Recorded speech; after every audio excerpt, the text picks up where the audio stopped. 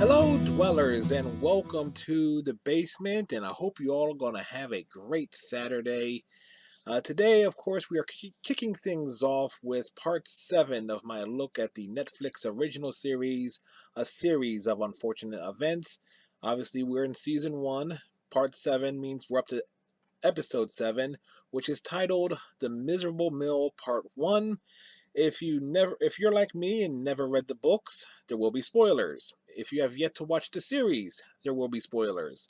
The point being, there will be spoilers. You have been warned. Spoiler warning is in full effect here because I'm diving right into it, going over all the details of things that interest me about this particular episode.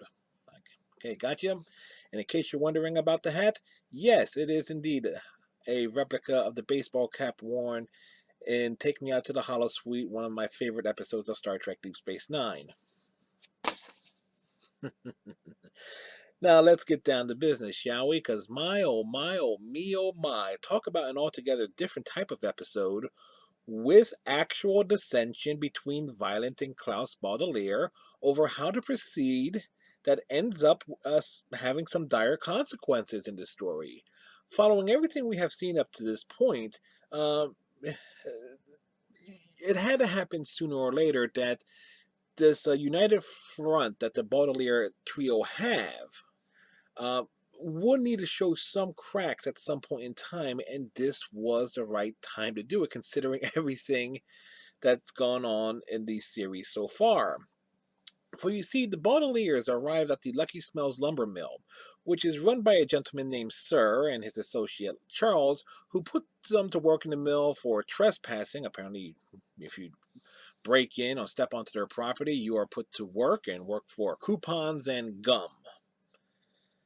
I'm just going to overlook some child labor laws as it relates to that altogether. And also due to the fact that apparently everyone that works at this mill apparently blames the Baudelaire's parents for starting a fire that wrecked the surrounding town. Though this is not true, it's actually a cover-up due to a deal made by Sir to rewrite history in order to keep the mill open. So a business deal was put in place, um, which is kind of why I brought this hat out, because this seems like the type of thing that Quark will pull in terms of business arrangements, Ferengi, Star Trek. Okay, I digress. Shoot me. Wait, no! Put, put those away. But one of those consequences I spoke of just a few moments ago as I totally went off the rails. Well, Violet and Klaus have two very different points of view on what to do. Klaus wants to get the hell out of the mill. Between the harsh working conditions that make even sweet little Sunny not want to bite things anymore, even though she can strip bark off of a log in like 30 seconds, the overly happy workers is a rather disturbing to be around, particularly Phil. A bit too optimistic for my taste. Don't trust optimists and don't trust optometrists. That's the lesson here, folks. And we'll get to that in a minute. Klaus is basically terrified and figures, better to move on before Count Olaf eventually, catches up to them, which he's bound to do. Violet, on the other hand, wants to stay and clear their parents' name as it relates to the fire that destroys the town.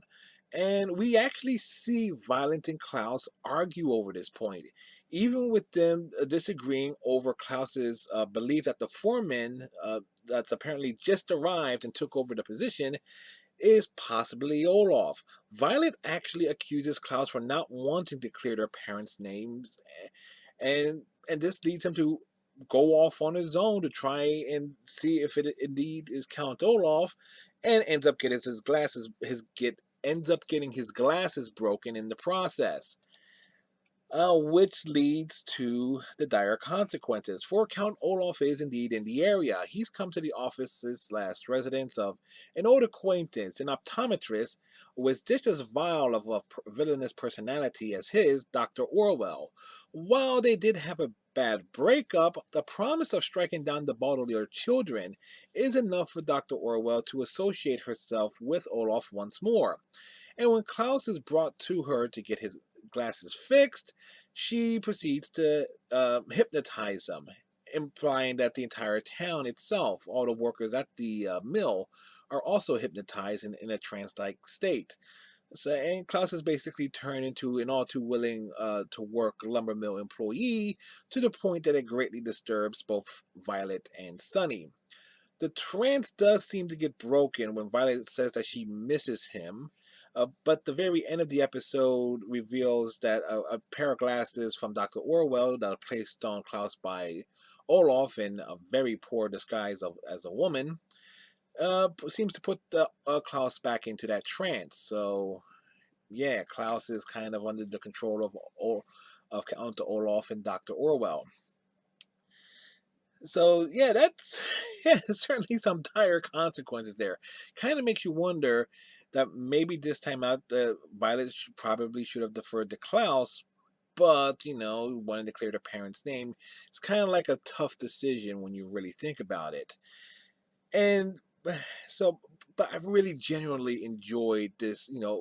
Very much a moment where we have these characters, Violet and Klaus, actually arguing over how to proceed. Now they've kind of had their minor disagreements over certain little things. This was straight up dissension between the two. Between one wanted to do one thing and one wanted to do the other. And goes to show that when they're not united, it leads to some seriously bad juju. On top of that, and this is where the proverbial slipper drops. The folks that I've been saying thought was the Baudelaire parents over the past 6 episodes, particularly in these recaps and reviews. Well, it actually turns out that they're actually parents for another group of delightful children from down the lane. Kids Next Door reference, you're welcome.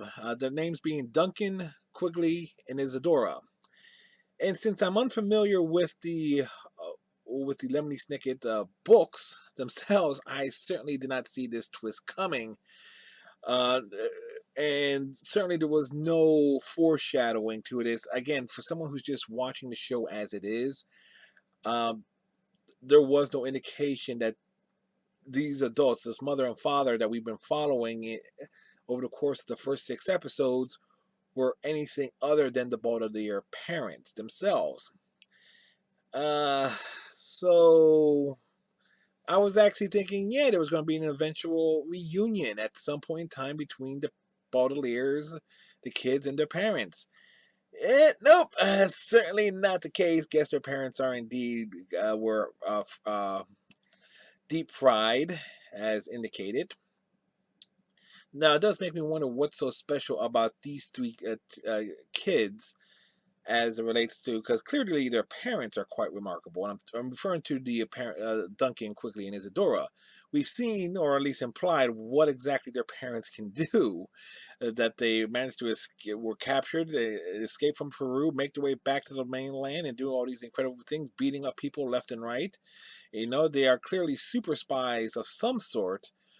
But what's the connection to the Baudelaires? And are they are these parents that we've been following friends with the Baudelaire parents? Are they part of this same organization of sorts? That it questions that obviously those familiar with the books will be able to answer, because I certainly don't know at this point in time.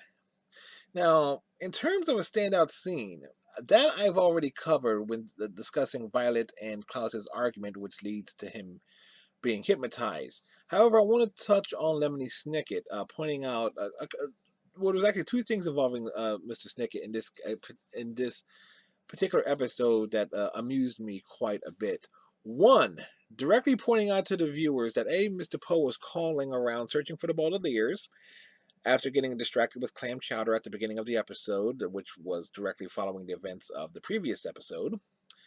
In which the kids went off, snuck off, they headed off to the mill, and then Olaf got away, and this episode opened with Poe screaming that the Baudelaires are unsupervised or alone, and he smells clam chowder and gets himself distracted.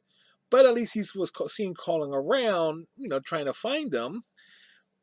And then we have Lemony Snicket says that, straight up says that Mr. Poe is, not by name, but says the person that's calling, asking about the Baudelaires, is someone who is of no help whatsoever, which is, again, gave me a little chuckle there, considering my criticisms of the Mr. Poe character as seen in this series. Now, I'm not sure how accurate that is to the books, but uh, yes, like Mr. Poe's a complete and utter moron.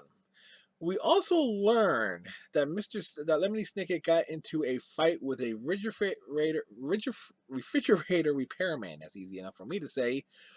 Who is implied to be the same one encountered by the people who I thought would have bought their parents and out in the woods in this episode, with Mother beating him up.